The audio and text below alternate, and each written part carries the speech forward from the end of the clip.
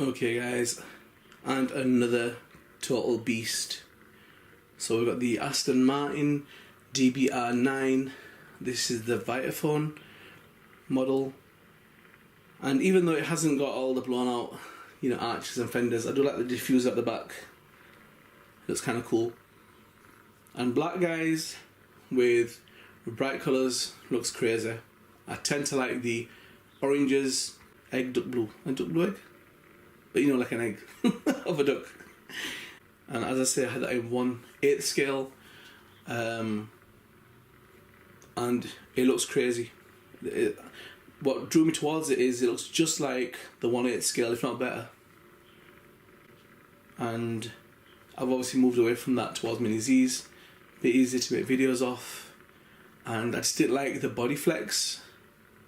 The car looks real, then you go over a bump and the whole body flexes. It's polycarbonate, it's like plastic in it. So, but with the Mini Z's, it actually looks real. You don't get any of that. So I like making street race vids, drag race vids, police chase vids, and these kind of cars will look totally awesome in drag racing vids, guys.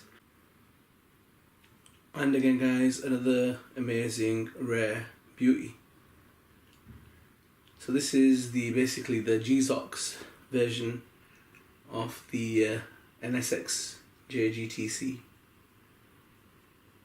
and I like the G-Zox colour scheme. I like it. I mean, I'm not a big fan of the old NSX shape. The GT shape I absolutely love, the newer versions, but the old one I'm not really into the shark fin kind of look, and I don't know, man. I mean, don't get me wrong, these are sought after, and they've still kept their value, and people are wanting these, and there's that many of this shape of NSXs that were released by Kyosho, that you still see them all over the internet. And so this is the Hasumi Z 2005. They did this also, one of my favourite cars, guys, the G-Zox decals, which is the black and the luminous kind of orange. Amazing. That is one of my all-time favourite shells. And this is nice as well. So like, this has got the 5 black spoke wheels that has gold. But it's just a historic car, man. Looks really nice. So that's this little beauty. And the benefit is, guys, that I like to, because I've got a few chassis, rather than shopping and changing the dimensions of the car, I'd rather just have one that's set and get a few shells that I basically like that will fit it. And this is one of them as well. So at some point later on, I'll be doing the video of when performance cars go on road, and it's just like a little race and chase between performance cars and normal street cars. Okay, guys, so here we've got a pretty rare car, and this is the Kyosho Alice Motors Lancer Evo X. So as we know, there are 2 versions. The other one is in my vids as well, guys. That one is officially rare. It's 1 out of 2,000, and it's one with the pink stand. But I prefer this one. It's got a bit more of a darker element to it. I don't mean that in a dark way, but I just like the animation on this more. I like the black wheels, so definitely is much cooler. This is a 94mm wheelbase, this one, guys, and it's got the 7-spoke black wheels. The wheels are okay, but they're better than the silver ones on the other car. So I didn't really know much about Alice Motors, guys, and Kyosho supposedly got involved in the Super Endurance Championships. The Lan Evo Alice Motors. Alice, the girl, is the mascot of Alice Soft, a Japanese software developer. And in 2011, a joint venture with Kyosho in the racing world transformed her into a race queen. So guys, this is the Mitsubishi Lancer Evolution. This is 7, I think. And this is the 1/27 scale version, Mini Z version.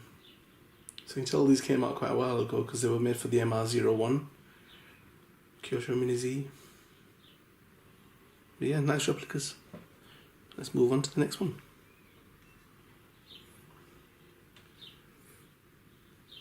Okay, as in the infamous Honda S2000. And again, guys, these are really hard to get hold of now. I've not really seen any sellers. I've not seen sellers in the UK that have had these in stock. It's basically been America or it's been Japan. And some guys, for the whole bundle of all these 3 Mini Z cars, they're wanting something like almost £400. So, but yeah, I was pretty fortunate that I managed to get them quite a bit cheaper than that. I am so looking forward, guys, to making my police chase vids with these cars. And here we have the Nissan Skyline Gtr R34. And I think probably this is the most well recognised car out of all the cars that were in the franchise of Fast and Furious. I think people just look at that and automatically just know where they've seen it. When I do run that in my videos, I'm hoping to have some blue under the chassis lights, so it should look pretty cool. I think that drifting around in a police chase will just look awesome. So yeah, so stay tuned for that, guys. If I can get it together, hopefully I will get that vid made. I don't know how soon, but yeah, I'm looking to put a lot of these cars into my vids, so stay tuned for that. Guys, this is definitely amazing and rare, and as far as I know, this is a one-off. So this is the Toyota Supra that was driven in the Fast and Furious series by Paul Walker and Brian O'Connor. And wow. It was basically a customised Supra that was built by the Shark Shop in California. And they used it throughout the movie and in the final race against the Dodge Charger that was driven by Vin Diesel. And this little bad boy in real life had 220 bhp and it was a 6-litre engine with a 5-speed manual gearbox. And the real car, guys, got auctioned off for $185,000. So guys, we've got the wood one, Tom Supra. This is the JGTC 2004 version, which is the number 36 one. And I do like the wheels. I have the other Supras and they've got like white wheels and some have got black. But the wheels on these are quite nice because the other ones have got less spokes. So it's got a nice like, little look to it. There's a lot of history in this car as well, guys. And this one of the cars that was driven in the Japan GT Premier Racing. And the sponsor wood one is just like they do interior supplies for homes and offices. So I've never seen a wood one on any other car except for this one.